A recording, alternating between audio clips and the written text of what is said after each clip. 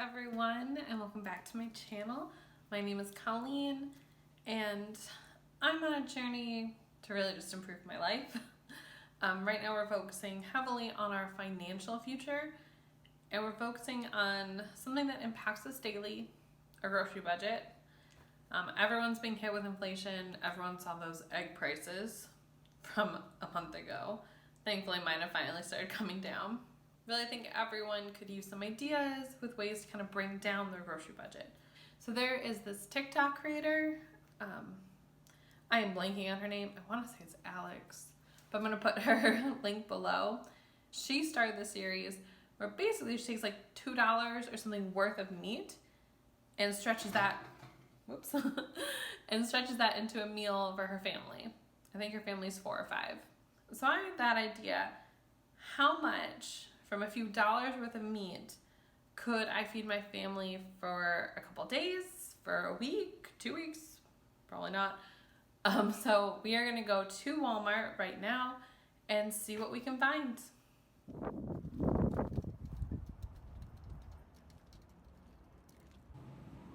So I decided on chicken for the protein of choice for this week. I feel like it's very versatile. You can do a lot with it. So right now I'm kind of just taking a look and seeing what the best value I can get. I really want to spend under $10, but I also want to make sure I'm getting at least a week's worth of dinners out of it. Now, I knew I would probably go with some sort of chicken on the bone. You saw these drumsticks were a great price, $1.19 a pound, but these chicken quarters is where it's at. $6.72 for 10 pounds. This is the thigh and the drumstick. It has the skin on, it has lots of fat, lots of flavor, and the bones that we can make a really yummy broth with. They do take a little extra work, but I feel like it's worth it. All right, I am working on our prep. I have 5 chicken quarters in my crock pot with 2 to 3 celery stalks. I have about 3 medium-sized carrots, an onion and a half, and then I am going to go ahead and add about 1.5 cups of water. I do intend to cook this overnight, so it will be cooking for about 12 hours. I am just going to add a little bit of salt and pepper, and then cook on low and check on it in the morning. All right, it's the next morning and the chicken is done. I'm just going to separate it, and you can kind of see that it is very tender. It's already kind of fallen apart. So all we're doing is separating the chicken from the broth we just made and the veggies. We will debone the chicken. Make sure you're extra careful because chicken quarters will have ribs on them, which will have some tiny bones. So we got all the chicken right here. It came out to a little over 4 cups of chicken. So this will definitely be enough for at least 2, possibly even 3 recipes. And then I've got all of my chicken stock right here. This came out to almost 3 cups worth. Focus on marinating some chicken quarters for the week for possible lunches, quick things to throw on a salad, or if we end up going through our food faster than I'm anticipating, do something prepped for a really easy dinner. So I have 4 chicken quarters here, and as you saw in a previous video, I love using the steak seasoning on here. So I'm gonna go ahead and do 6 tablespoons of this. Right, next I'm adding in 3/4 cup of olive oil. And I know this seems like a lot, but remember, this is a marinade for the chicken.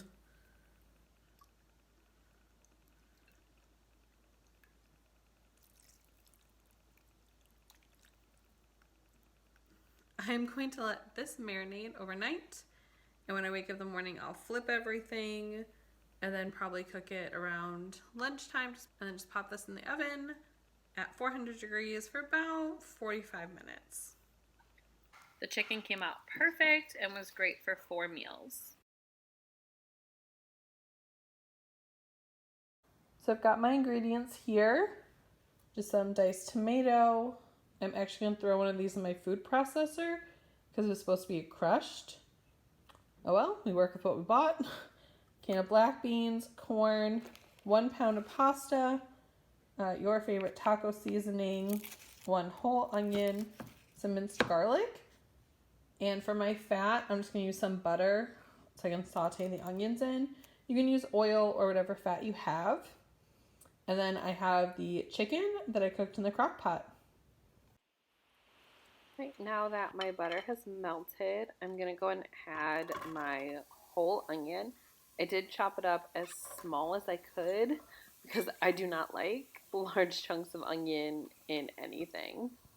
Go ahead and add as much garlic as you like. We are just going to mix those up, saute, and let them be friends for about 30 seconds. I did add both cans of tomatoes to my food processor. Go ahead and add those to your mixture. We're going to add our drained and rinsed black beans along with our drained corn. Then go ahead and give everything a good mix. Add your taco seasoning of choice. I did also add just a little pinch of salt. Now here's where you would add 5 cups of chicken broth. I only made 3 from the crock pot, so I did add 2 cups of water. I am adding about half of the chicken that we made, probably about 2 cups worth. Go ahead and give everything a good mix, and then we are going to want to bring this up to a simmer to get ready for the pasta. I'm going to go ahead and add the whole box of rotini pasta and make sure everything is good and covered underneath the water, and then just cook per instructions. Alright, so my timer just went off. I have tasted the pasta. It's perfect. And just look at all this. We got the beans and pasta. So excited to eat this. Okay, we've got our leftovers in this bowl. This will be about 4 to 6 meals. And then we have this baby that we're gonna put in the freezer, and my future self will be loving my past self because this will be so easy. Just pop into the oven, sprinkle some cheese on there. Delicious. Boom, done.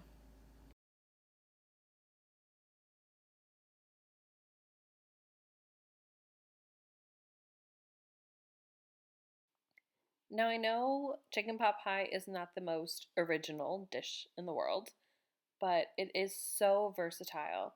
You can add any vegetables to it you want. Like I'm adding 2 extra potatoes. I'm dicing them to match the size of the other veggies so it'll cook evenly, but you can add any you want. If you have extra ground turkey, extra ground beef, or you just want this to be a veggie pie, you can turn this into anything you want, or really anything you need it to be. And it's so simple. Okay, to start off, I am just going to melt some butter and then add my chopped up whole onion. I am going to just mix this in here and cook for about 3 to 5 minutes until translucent. Next, add as much garlic as you like. Since potatoes take a little longer to cook, I'm going to go ahead and add all my diced potatoes now. After about 5 minutes or so, I'm going to go ahead and add the chicken broth along with my milk. Now we're going to cook this on a slightly lower heat until everything kind of thickens up, as you see here. Now that everything is thick, we're going to go ahead and add our mixed veggies. I could not find my can opener, but thankfully I had one of these in the freezer. Either will work. After you give the veggies a quick mix, go ahead and add in your shredded chicken, about 2 cups worth. You'll give everything a good mix, and then we'll leave it on the stove to heat up together. Okay, now we're going to start assembling the pie. So with one pie crust, we are just going to unroll it and kind of shape it to the bottom of our pan. It is important that you take your refrigerated dough out at least 30 minutes before you're ready to start assembling it, or else it will crack everywhere. Ask me how I know that. Now that your bottom pie is ready, you're going to go ahead and start putting in your filling. You can make it as full as you'd like. I normally will do maybe like 2/3 of it, leave a little wiggle room in case it wants to overflow. Then you'll just unroll the next pie dish, put it on top. Make sure you take any excess pie crust off, and you will want to vent. You can do a fun design or just slits, really whatever you want to do. And now it's all ready for the oven. I usually end up with extra filling. I will freeze it for an easy dinner later. Our pie is all done. Our crust is golden brown. I'm going to let this sit here before we cut into it.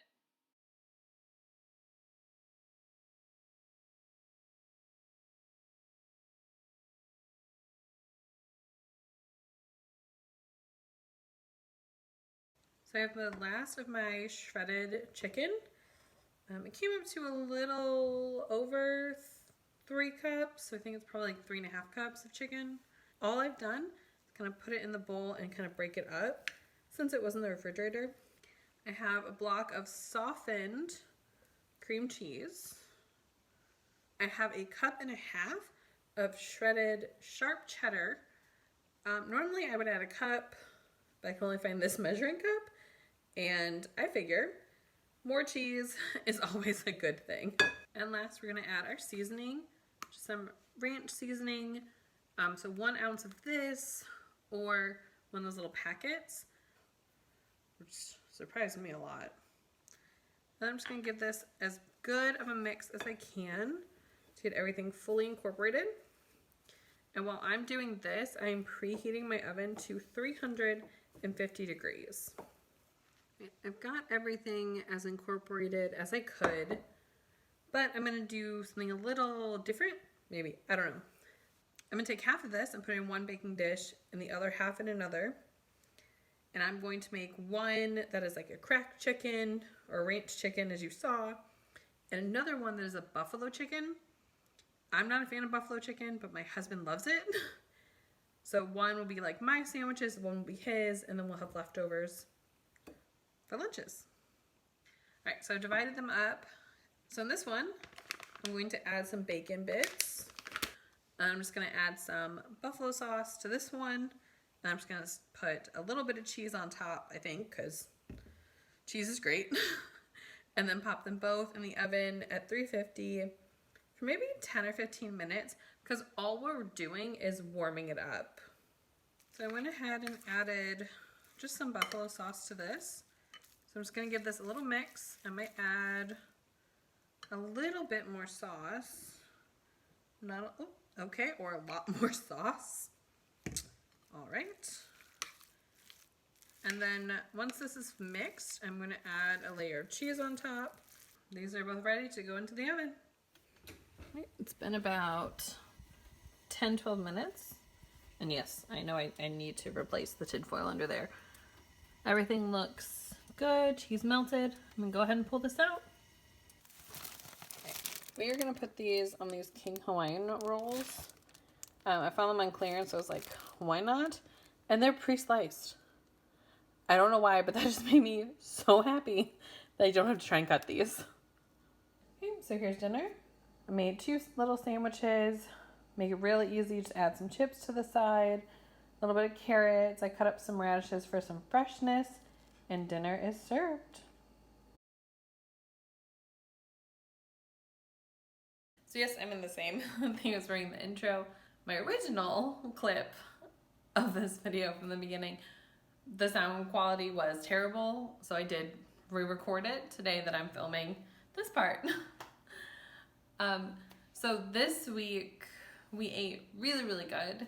Everything was pretty simple to make, and everything we will be doing again later in the future. So the chicken bake, that's something I do pretty much all the time for my lunch prep. I'll take a protein, season it, cook it, and throughout the week I'll heat it up and throw it on a salad. But you can also do like a rice bake with it. So put some like onion, put some uncooked rice, your chicken.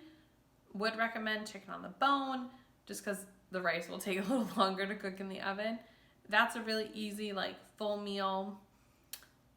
The taco pasta was delicious. It turned out better than I'd hoped, and every day it got more flavorful. So it kind of became like a chicken taco pasta salad type thing. So it was delicious, and we did put some of it in the freezer, as you saw. So I'm very sure we'll be pulling that out in a few weeks when we're both tired and don't feel like cooking. The chicken pot pie, always a hit. And as you saw, I did put some filling in the freezer, which I have done before. It does freeze really nicely.